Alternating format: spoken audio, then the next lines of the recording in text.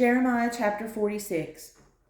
The word of the Lord which came to Jeremiah the prophet against the Gentiles, against Egypt, against the army of Pharaoh Necho, king of Egypt, which was by the river Euphrates in Carchemish, which Nebuchadnezzar king of Babylon smote in the 4th year of Jehoiakim the son of Josiah king of Judah. Order ye the buckler and shield, and draw near to battle. Harness the horses, and get up, ye horsemen, and stand forth with your helmets. Furbish the spears, and put on the brigandines. Wherefore have I seen them dismayed, and turned away back? And their mighty ones are beaten down, and are fled apace, and look not back. For fear was round about, saith the Lord. Let not the swift flee away, nor the mighty man escape. They shall stumble and fall toward the north by the river Euphrates. Who is this that cometh up as a flood, whose waters are moved up as the rivers? Egypt riseth up like a flood, and his waters are moved like the rivers. And he saith, I will go up, and will cover the earth. I will destroy the city, and the inhabitants thereof. Come up, ye horses, and rage, ye chariots, and let the mighty men come forth, the Ethiopians and the Libyans that handle the shield, and the Lydians that handle and bend the bow. For this is the day of the Lord God of hosts, a day of vengeance, that he may avenge him of his adversaries, and the sword shall devour.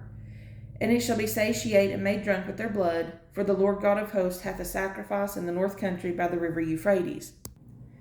Go up into Gilead, and take balm, O virgin, the daughter of Egypt. In vain shalt thou use many medicines, for thou shalt not be cured. The nations have heard of thy shame, and thy cry hath filled the land, for the mighty man hath stumbled against the mighty, and they are fallen both together. The word that the Lord spake to Jeremiah the prophet, how Nebuchadnezzar king of Babylon should come and smite the land of Egypt. Declare ye in Egypt, and publish in Migdol, and publish in Noph, and in Taphanes. Say ye, stand fast, and prepare thee, for the sword shall devour round about thee. Why are thy valiant men swept away? They stood not, because the Lord did drive them. He made many to fall, yea, one fell upon another, and they said, Arise, and let us go again to our own people, and to the land of our nativity, from the oppressing sword. They did cry there, Pharaoh, king of Egypt, is but a noise. He hath passed the time appointed. As I live, saith the King, whose name is the Lord of hosts, surely as Tabor is among the mountains, and as Carmel by the sea, so shall he come. O thou daughter dwelling in Egypt, furnish thyself to go into captivity, for Noph shall be waste and desolate without an inhabitant. Egypt is like a very fair heifer, but destruction cometh. It cometh out of the north. Also her hired men are in the midst of her like fatted bullocks, for they also are turned back, and are not fled away together. They did not stand, because the day of their calamity was come upon them, and the time of their visitation. The voice thereof shall go like a serpent, for they shall march with an army, and come against her with axes, as hewers of wood. They shall cut down her forest, saith the Lord, though it cannot be searched, because they are more than the grasshoppers, and are innumerable.